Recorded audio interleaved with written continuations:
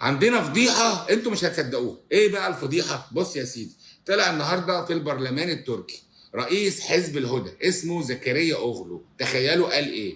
قال لك في 4000 جندي تركي بيشاركوا بيساعدوا جيش الاحتلال في الحرب في القطاع.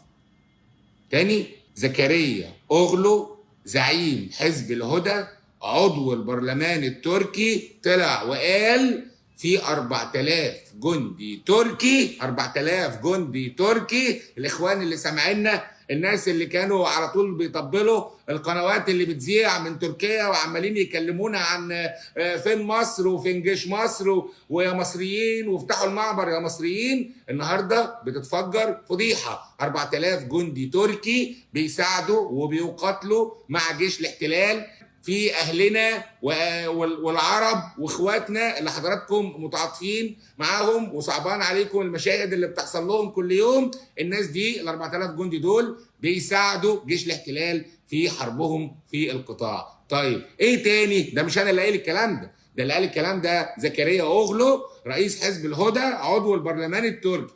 طيب قال لك من ال 4000 دول بقى 65 منهم توفوا ومصاب 110. يعني الراجل طلع قال البيان ده، والبيان ده كان صدمه طبعا.